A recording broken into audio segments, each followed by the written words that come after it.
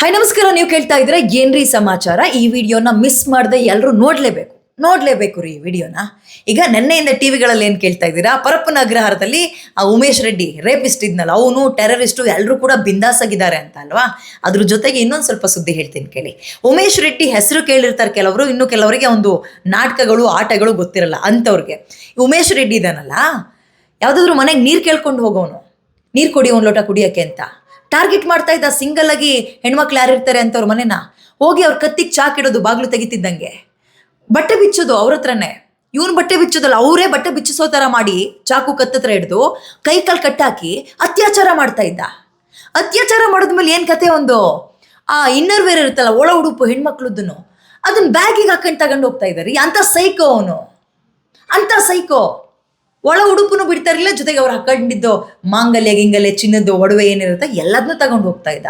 ಕೊಲೆ ಮಾಡಿದ್ದಾನೆ, ಎಷ್ಟೋ ಕೊಲೆಗಳು ಮಾಡಿದ್ದಾನೆ, ದರೋಡೆ ಮಾಡಿದ್ದಾನೆ, ಅತ್ಯಾಚಾರ ಮಾಡಿದ್ದಾನೆ. ಅಟ್ ಎ ಟೈಮ್ ಒಂದ್ಸಲ ಕೆಲ್ಸಕ್ಕೆ ಹೋದ್ರೆ ಮೂರು ಕೆಲಸ ಮುಗಿಸ್ಕೊ ಬರ್ತಾ ಇದ್ದ. ಇಂಥ ಹಲ್ಕಟ್ ಪಾಪಿ ಅವನು ಉಮೇಶ್ ರೆಡ್ಡಿ. ಅವನಿಗೆ ಗಲ್ಲಿಗೇರಿಸ್ಬೇಕು ಅಂತೆಲ್ಲ ಆಗಿತ್ತು. ಅದಾದಮೇಲೆ ಈಗ ನಮ್ಮಲ್ಲಿ ಎಲ್ರಿಗೂ ಕಾನೂನಿದೆ, ಅಂದರೆ ಅವಕಾಶಗಳಿದ್ದಾವೆ ಕಾನೂನಲ್ಲಿ. ಅವ್ರ ತಾಯಿ ಎಲ್ಲ ಮತ್ತೆ ಕೋರ್ಟಿಗೆ ಹೋದ್ರು, ಸುಪ್ರೀಂ ಕೋರ್ಟ್ಗೆ. ಪ್ರಶ್ನೆ ಮಾಡಿ ಆಮೇಲೆ 30 ವರ್ಷ ಜೈಲು ಅಂತ ಆಯ್ತು ಅವನಿಗೆ. ಈಗ ಎಷ್ಟೋ ವರ್ಷ ಮುಗಿಸಿದಾನೆ. ನಿಮಗೆ ಒಂದು ನೆನಪಿರಲಿ, ಈ ಉಮೇಶ್ ರೆಡ್ಡಿ ಎಂಥ ಹಲ್ಕಟ್ಟು. ಇವನು ನೆನಪಿಸ್ಕೊಂಡ್ರೆ ಇವನಿಗೆ ಎಂಥ ಶಿಕ್ಷೆ ಕೊಡಬೇಕು ಅಂತ ನಿಮ್ಗನ್ಸುತ್ತೆ? ನೀವು ಹೇಳಿ. ಒಂದು ಮನೆಗೆ ಹೋಗ್ತಾನೆ, ಹಿಂಗೆ ಆ ಹೆಣ್ಮಗಳ ಮಗು ಮುಂದೆನೇ ಇರುತ್ತೆ. ಮಗುವಿನ ಎದುರಿಗೆ ಅವಳು ಬಟ್ಟೆ ಬಿಚ್ಚಿಸ್ತಾನೆ, ಅತ್ಯಾಚಾರ ಮಾಡ್ತಾನೆ. ಮಗು ಅಳ್ತಾ ಇರುತ್ತೆ, ಮೂಲೆಯಲ್ಲಿ ಕೂತಿರುತ್ತೆ. ಈ ಕೇಸ್ಗಳನ್ನೆಲ್ಲ ಪೊಲೀಸರೇ ಪ್ರೂವ್ ಮಾಡಿದ್ದಾರೆ. ಇಂಥವನೊಬ್ಬ ವಿಚಾರಗಳನ್ನ ನಾವು ನೆನಪಿಸ್ಕೊಂಡಾಗ ನಮ್ಗೇನು ಅನ್ಸುತ್ತೆ, ಇವನಿಗೆ ನಡು ರೋಡಲ್ಲಿ ನಿಲ್ಲಿಸ್ಕೊಂಡು ಕಲ್ಲಲ್ಲಿ ಹೊಡಿಬೇಕು ಇವನಿಗೆ. ಅಂತಿಂಥ ಶಿಕ್ಷೆ ಆಗಬಾರ್ದು. ಹಿಂಗೆ ಮೈ ಉರಿಯುತ್ತಾ ಅಲ್ವಾ? ಯಾರಿಗೇ ಆಗಲಿ ಕೋಪ ಬರುತ್ತಲ್ವಾ? ಅಂಥವ್ನು ಏನು ಮಾಡ್ತಾ ಇದ್ದಾನೆ ಜೈಲೊಳಗೆ?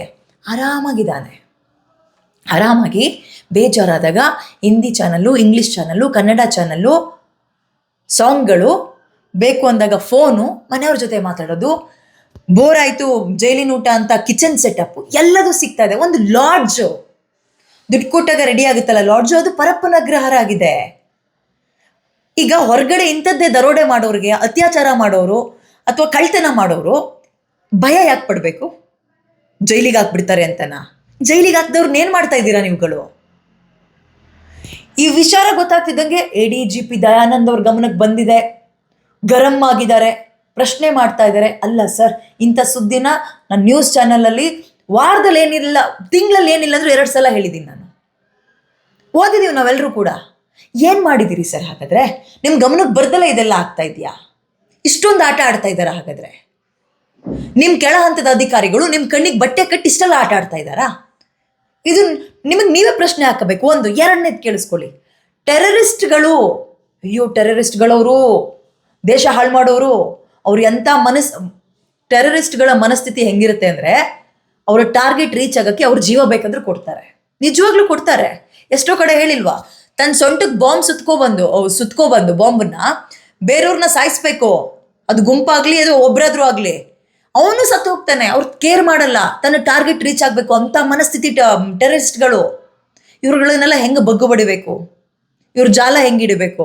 ಯಾಕೆ ಟೆರರಿಸ್ಟ್ ಬಗ್ಗೆ ಮಾತಾಡಿದೆ ಅಂದರೆ, ಈ ರಾಮೇಶ್ವರಂ ಕೆಫೆಗೆ ಬಾಂಬ್ ಇಟ್ಟಿದ್ದ, ಅವನಿಗೆ ಜೈಲೊಳಗಿದ್ದಾನೆ. ISIS ಸಂಘಟನೆಯವನು ಅಂತ ಅನುಮಾನ ಇರೋದು ಅವನ ಬಗ್ಗೆ. ಅವನೇನು ಮಾಡ್ತಾ ಇದ್ದಾನೆ? ಆರಾಮಾಗಿ ಕೈಯಲ್ಲಿ ಫೋನ್ ಇಟ್ಕೊಂಡಿದ್ದಾನೆ, ವಿಡಿಯೋ ನೋಡ್ತಾ ಇದ್ದಾನೆ, ಇನ್ನೊಂದು ಕೈಯಲ್ಲಿ ಟೀ ಕಪ್ ಇಟ್ಕೊಂಡಿದ್ದಾನೆ. ಅಷ್ಟೊಂದು ಆರಾಮಾಗಿದ್ದಾನೆ ಅಂತ ಅರ್ಥ. ಜೈಲಲ್ಲಿ ಎಲ್ಲವೂ ಸಿಗ್ತಾ ಇದೆ. ಸ್ವಲ್ಪ ಡೀಟೇಲ್ಡಾಗಿ ಯೋಚನೆ ಮಾಡಿ. ಒಬ್ಬ ಟೆರರಿಸ್ಟ್ ಕೈಗೆ ಮೊಬೈಲ್ ಕೊಡ್ತಾ ಇದ್ದಾರಲ್ಲ, ಮೊಬೈಲ್ ಸಿಗೋ ಹಾಗೆ ಮಾಡ್ತಾ ಇದ್ದಾರಲ್ಲ ಪೊಲೀಸರು, ಇವ್ರನ್ನ ಏನು ಅನ್ಬೇಕು ಹಾಗಾದರೆ? ಪೊಲೀಸರು ಕೊಡ್ತಾ ಇಲ್ವಾ ಹಾಗಾದರೆ? ಮೊಬೈಲ್ ಪೊಲೀಸರು ಕೊಡ್ತಿಲ್ಲ ಅಂತ ಅನ್ಕೊಳ್ಳೋಣ, ಇನ್ನು ಹೆಂಗೆ ಸಿಗ್ತಾ ಇದೆ ಹಾಗಾದರೆ? ವಿಸಿಟರ್ಸ್ ಬರ್ತಾರಲ್ಲ, ಅಂದರೆ ನೀವು ಕಣ್ಣಿಗೆ ಬಟ್ಟೆ ಕಟ್ಕೊಂಡು ವಿಸಿಟರ್ಸ್ನ ಅವರ ಮೀಟ್ ಮಾಡಕ್ಕೆ ಬಿಡ್ತಾ ಇದ್ದೀರಾ ನೀವುಗಳು? ಒಬ್ಬ ಭಯೋತ್ಪಾದಕನಿಗೆ ಸಪೋರ್ಟ್ ಮಾಡ್ತಾ ಇರುವ ಇಂಥ ಅಧಿಕಾರಿಗಳು ಏನು ಮಾಡಬೇಕು? ಯೂನಿಫಾರ್ಮ್ ಹಾಕೊಂಡಿರ್ತೀರ, ಅದಕ್ಕಾರು ಬೆಲೆ ಕೊಡ್ಬೇಕಲ್ವೇನ್ರಿ? ಒಬ್ಬ ಟೆರರಿಸ್ಟ್ ಅಂದರೆ ನಾವಿಲ್ಲಿ ಹೊರಗಡೆ ಅಯ್ಯೋ ಟೆರರಿಸ್ಟ್ ಸಿಕ್ಕದಂತೆ, ಇಷ್ಟು ಜನರನ್ನ ಲಾಕ್ ಮಾಡಿದ್ರಂತೆ, ಹಂಗಂತೆ ಹಿಂಗಂತೆ ಅಂತ ಭಯ ಪಡ್ತೀವಿ, ಜನಕ್ಕೆ ಸುದ್ದಿ ತಿಳಿಸ್ತೀವಿ. ನೀವು ನೋಡಿದ್ರೆ ಪರಪ್ಪನ ಅಗ್ರಹಾರದಲ್ಲಿ ಅವನಿಗೆ ಒಂದು ಲಾಡ್ಜ್ ಕ್ರಿಯೇಟ್ ಮಾಡಿಕೊಡ್ತೀರಾ ಅಂದರೆ, ಅವನೊಂದು ಕಾನ್ವರ್ಸೇಷನ್ ಮಾಡಿದ್ದಾನೆ. ಹೆಂಗೆ ಸಿಗುತ್ತೆ ನಿಂಗೆ ನೆಟ್ವರ್ಕ್ ಇಲ್ಲಿ ಅಂತ ಪಕ್ಕದಲ್ಲಿ ಯಾರೋ ಮಾತಾಡ್ತಾ ವಿಡಿಯೋ ಇಟ್ಕೊಂಡಿದ್ದಾನೆ ಮಾತಾಡ್ತಾ, ಅದೆಲ್ಲ ಟೆಕ್ನಿಕ್ಕು ಹೇಳೋಕ್ಕಾಗಲ್ಲ. ಈಗ ನಿಂಗೆ ಹೇಳಿದ್ರೆ ನಾಳೆ ನಾನು ಸಿಗಾಕೇಳ್ತೀನಿ, ಹೇಳೋಕ್ಕಾಗಲ್ಲ. ಹಂಗೆ ಚಂದ ಕೊಡ್ತಾ ಇರೋ ಒಂದು 5 ದಿನ ಕೊಡು, ಅವರೇ ಕೊಡ್ತಾರೆ ನಿನಗೆ, ಪಾಸ್ವರ್ಡ್ ಕೊಡ್ತಾರೆ ಅಂತ. ಇದು ರೀ ನಮ್ಮ ವ್ಯವಸ್ಥೆ. ಏನು ಚೇಂಜ್ ಆಗುತ್ತೆ?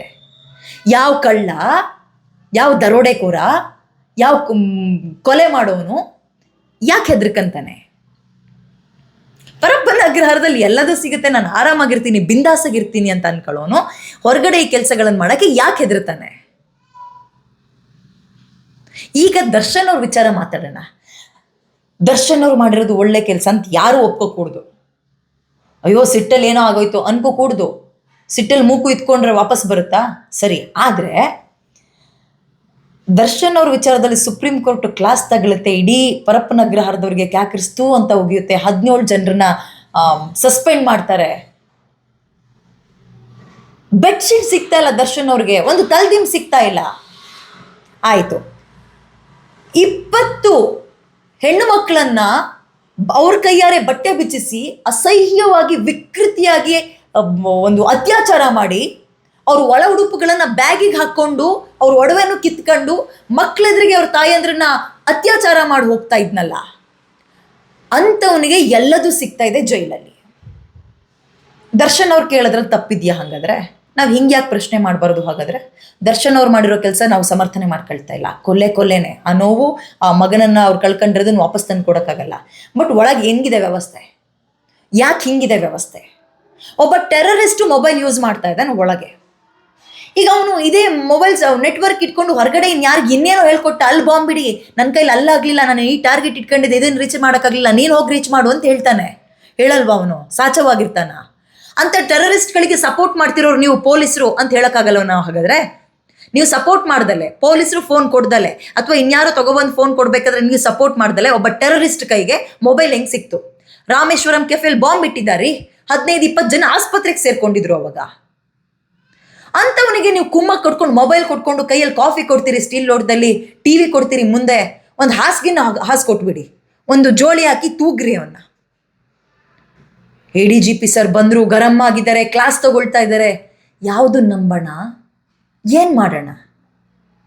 ಹಾಗಾದರೆ ನಾವು ನಮ್ಮ ಕಣ್ಣಾರ ನೋಡಿದ್ವಲ್ಲ ವಿಡಿಯೋಗಳು, ವಿಜುವಲ್ಸ್ಗಳು, ಅವೆಲ್ಲ ಸುಳ್ಳ? ಯಾವ ಕಳ್ಳರು, ಯಾವ ಕೊಲೆ ಮಾಡೋನು ಇನ್ನು ಹೆದರ್ಕೊಂಡು ಹಂಗಾರೆ ಜೈಲೊಳಗೆ ಹೋಗ್ತಾನೆ. ನಮ್ಮ ಸಮಾಜ ಸುಸ್ಥಿತಿಯಲ್ಲಿರಬೇಕು, ಯಾವ ಕೊಲೆಗಳು, ಕಳ್ತನ, ಮೋಸ, ಸುಲಿಗೆ ಇಂಥದ್ದಾಗಬಾರ್ದು ಅನ್ನೋ ಧ್ಯೇಯ ದ್ವೇಷ ಇಟ್ಕೊಂಡಿರ್ತೀರಲ್ಲ ನೀವು, ಟಾರ್ಗೆಟ್ ಇಟ್ಕೊಂಡಿರ್ತೀರಲ್ಲ, ಅದು ಪಾಸ್ ಆಗುತ್ತಾ? ಏನು ಸರ್ ಇದೆಲ್ಲ? ಸರಿ, ದರ್ಶನ್ ಅವ್ರು ಹಂಗಾದ್ರೆ ಒಬ್ಬ ವಿಕೃತ ಕಾಮಿ, 20ಕ್ಕೂ ಹೆಚ್ಚಿನ ಹೆಣ್ಮಕ್ಳನ್ನ ಅತ್ಯಾಚಾರ ಮಾಡಿರೋನು, ಅಸಹ್ಯವಾಗಿ ಬಳಸ್ಕೊಂಡಿರೋನು, ಅದ್ರಲ್ಲೂ ಅವನು ಪೊಲೀಸ್ ಆಗಿದ್ದವನು ರೀ. ಇದೇ ಉಮೇಶ್ ರೆಡ್ಡಿ, ಅವನು ಆರಾಮಾಗಿದ್ದಾನೆ ಒಳಗೆ. ಕೋಟ್ಯಾಂತರ ಜನ ಅಭಿಮಾನಿಗಳು ಇಟ್ಕೊಂಡಿರುವ ದರ್ಶನ್ ಅವ್ರು ಹಂಗಾದ್ರೆ ಯಾಕೆ ಇರಬಾರ್ದು? ಅವ್ರಿಗೆ ಯಾಕೆ ಕೊಡಬಾರ್ದು ಫೆಸಿಲಿಟೀಸ್ನ? ಒಂದು ಬೆಡ್ಶೀಟು ತಲೆದಿಂಬು ಕೊಡ್ತಾ ಇಲ್ಲ ಅಂತ ಅವ್ರ ಅಭಿಮಾನಿಗಳು ಪ್ರಶ್ನೆ ಮಾಡೋದ್ರಲ್ಲಿ ತಪ್ಪಿದ್ಯಾ ಅಂತ ಈಗ ನಮಗೆ ನಾವು ಅನುಮಾನ ಅಂದ್ರೆ ಪ್ರಶ್ನೆ ಹಾಕೊಳ್ಳಂಗಾಗಿದೆ. ಇದು ವ್ಯವಸ್ಥೆ. ಅತಿ ದೊಡ್ಡ ಜೈಲು ಪರಪ್ಪನ ಅಗ್ರಹಾರ. ಏನು ಹೇಳೋದು ಇದಕ್ಕೆ? ಇಂಥ ವ್ಯವಸ್ಥೆಗಳು ಬದಲಾಗಬೇಕು ಅಂದರೆ ನೀವು ಏನು ಮಾಡಬೇಕು? ಯಾರಿಗೆ ಪ್ರಶ್ನೆ ಮಾಡಬೇಕು? ಆ್ಯಂಡ್ ಈ ವ್ಯವಸ್ಥೆಗಳು ನಿಮಗೇನು ಅನಿಸುತ್ತೆ? ಕಾಮೆಂಟ್ ಹಾಕಿ. ನಮಸ್ಕಾರ. ಆ್ಯಂಡ್ ಸಬ್ಸ್ಕ್ರೈಬ್ ಆಗಿಲ್ಲ ಅಂದರೆ ಏನ್ರಿ ಸಮಾಚಾರ ಈಗೇನು ನೋಡ್ತಾ ಇದ್ದೀರಾ, ಏನ್ರಿ ಸಮಾಚಾರ ಯೂಟ್ಯೂಬ್ಗೆ ಸಬ್ಸ್ಕ್ರೈಬ್ ಆಗಿ. ನಮಸ್ಕಾರ.